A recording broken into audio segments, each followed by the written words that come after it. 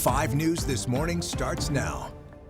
We will remain 100% dedicated, searching for every single one of the children. Well, this morning, helicopters and hundreds of volunteers comb Texas for flood survivors. We'll have the latest on those efforts. And while we're seeing a couple isolated showers out there in northwest Arkansas, the primary concern will be later this afternoon, especially tomorrow for rain chances. We'll talk about that further coming up. Plus, applications open today for low-income families who may need help paying their summer utility bills. 5 News reporter Jacob Luthi will have more on how you can apply. But first, a live look outside in Springdale. Good morning to you there. Well, hey, thanks so much for joining us on your 5 News this morning. I'm Tiffany Lee. And I'm Joe Ellison. Danny Cassidy here as always. As we're waking up this morning, you say we might need to grab that umbrella. Yeah, so I thought originally we'd be dry this morning, but now a couple of showers are kind of straggling out there along I-49, and you can see it there in Bentonville. You see a couple of raindrops there on the camera. Yeah, it's not a ton, but something that you might be like, you don't want to get your, head wet and be like, hey, what the heck? He said it was going to be dry. So just be mindful of that, especially if you're in northwest Arkansas. Seeing a couple of raindrops out there.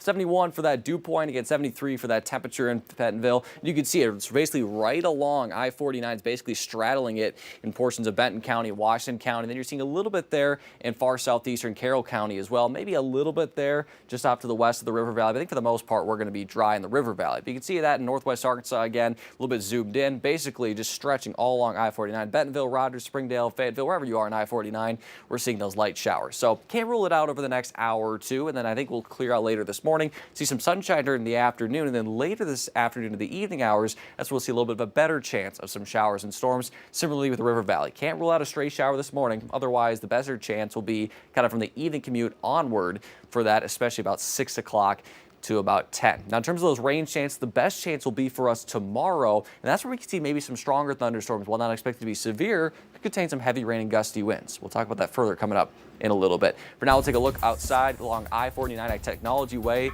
in the Fayetteville area. Maybe a little bit of light rain showing up there on the camera again. It's not going to be a ton, but definitely going to hit that windshield a little bit. And if you're headed southbound, this is looking northbound, heading southbound, just be mindful of that stalled car there off to the east. Again, we'll have the complete forecast in terms of rainfall as well as temperatures in just a little bit. Joe and Tiffany. Thank you, Danny. Well, developing this morning, search crews and helicopters scour the Guadalupe River for dozens still missing after Friday's devastating Texas floods. At least 82 people have died. Volunteers are looking through debris, and potential storms threaten more danger. Crews are working around the clock where nearly a dozen young girls and a counselor from Camp Mystic, an all-girls summer camp, was caught in the path of the rising river. Families and volunteers are clinging to hope as boats, helicopters, and K-9 teams look through the debris. It would bring me some closure knowing definitively what happened instead of continuously holding out, wondering if the one I love is still out there. Now, questions are mounting about the lack of early alerts before the flooding hits. Local leaders have promised a full investigation while President Trump has approved a major disaster declaration and plans to visit Texas later this week. Well, people across Texas and the world have donated more than $2 million so far toward flooding recovery. Singer Shakira donated part of the proceeds from her Texas show from Saturday night in San Antonio to the city's Catholic Charities. That nonprofit is directly helping flood victims. The Dallas Cowboys and the Houston Texans joined the NFL Foundation to support the victims. Red Cross has chosen not to donate due to the outpouring funds.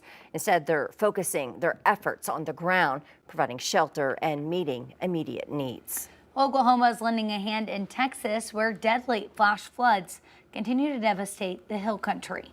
Governor Stitt also said 2 swift water rescue teams from Tulsa and Oklahoma City deployed Friday under a national mutual aid agreement. They're helping local crews search for survivors. Officials also say 2 Oklahoma emergency management staffers will soon head to Austin to assist with coordinating the wider disaster response. Well, temperatures on the rise, many families are looking for ways to stay cool without breaking the bank. Starting today, applications are open for a federal program that helps low-income households cover their energy bills. 5 News reporter Jacob Luthi here with us now for a closer look at who qualifies and how you can apply. Good morning, Jacob. Yeah, good morning. Last summer, the Economic Opportunity Agency of Washington County says LIHEAP, or the Low Income Energy Assistance Program, helped more than 2,400 residents avoid energy disconnection. This includes individuals with disabilities, the elderly, and children. Now, to apply, you'll need a valid photo ID, electric and gas bills, proof of income, and a Social Security card. LIHEAP applications are open online or at a local community-based organization. LIHEAP operates during both winter and summer, but the summer program specifically targets electric bills to help cover the costs of cooling your home. Now, according to the Crawford Sebastian Community Development Council, income guidelines start at just over $2,000 per month for a one-person household. For a family of four, the limit is $4,329, and for 6 people, it's $5,714 per month. Local case managers say the assistance is critical in times of extreme summer temperatures and rising costs. You see these elderly people who are just burning up, or some of them even health risks, end up in the hospital or worse. And this program has stopped that tremendously. Now, the program runs through August 29th. If you'd like some more information, including how to apply and where to find your local community-based organization, just visit this story on our website at 5newsonline.com. All right, thanks for that, Jacob. Well, Northwest Arkansas National Airport is celebrating a new addition today. They're celebrating their new satellite gallery. These are concept drawings that they released. It all started through a partnership with Crystal Bridges and Bentonville. The gallery is located just past the B gates and will now showcase a rotating selection of art. They'll be opening up the new gallery this morning at 10. Well, this morning, Stacey Lee Drake is set to appear before a judge in Sallisaw for the deadly shooting of 2 people. Now, this is Sequoyah County. Drake is facing 3 counts of first-degree murder. He's accused of killing Philip Emerson in Canadian County, Oklahoma, before making his way to Sequoyah County. For 2 other victims, Tara Underwood and Taylor Sharp, were killed. If convicted, he faces the possibility of the death penalty. Of course, we'll bring you any updates right here on 5 News. Well, looking ahead Thursday, a hearing is set to take place for Brian Hyatt. He is the former Arkansas doctor who was arrested again for DWI this past week. Yeah, that charge comes as he also faces felony fraud charges and more than 150 civil lawsuits. His trial is still set for October, but prosecutors are asking the court to update the conditions of his bond to prohibit him from drinking, stating he could be a danger to himself and others. Well, they are requesting a breath test device to be installed there on his vehicle. Police said he had an open container of alcohol in his car and refused to take a chemical test before that arrest on Tuesday.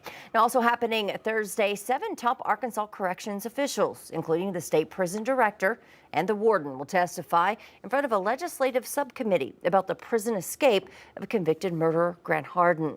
Now, remember, Hardin escaped on May 25th. He walked out of the prison wearing a makeshift law enforcement uniform. Lawmakers are now demanding answers and deeper questions about the state's overall prison infrastructure. At the meeting, they'll also review the Department of Corrections policies. Well, the Trump administration is applying what it calls maximum pressure on countries to reach a deal on trade. Overnight, President Trump said he's sending letters to dozens of countries rolling out his so-called reciprocal tariffs August 1st. Bradley Blackburn has more.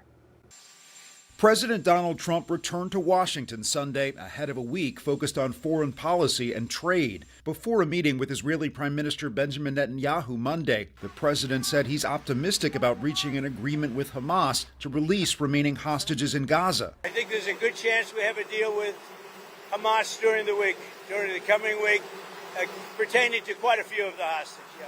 Peace talks with Hamas are resuming in Qatar today that could lead to a 60-day ceasefire in Gaza. The president also promised new deals with dozens of countries on trade. The Trump administration is sending out letters threatening steep tariffs on their goods if they don't reach a deal with the U.S. The so-called reciprocal tariffs have been paused since Trump announced them months ago. Our smaller trading partners could become much bigger trading partners. And that's, I think, one of the reasons why countries are racing to set deals up with us ahead of the deadline. The White House has an initial deal in place with a handful of nations, including the United Kingdom, China, and Vietnam. Other major trading partners like Japan, India, and the European Union have started talks but not reached a final deal. I think we'll have most countries done by July 9th, yeah. Either a letter or a deal. Tariffs go into effect August 1st, but the president is setting the rates and the deals right now. The president said letters will be delivered at noon today. Bradley Blackburn, CBS News, New York.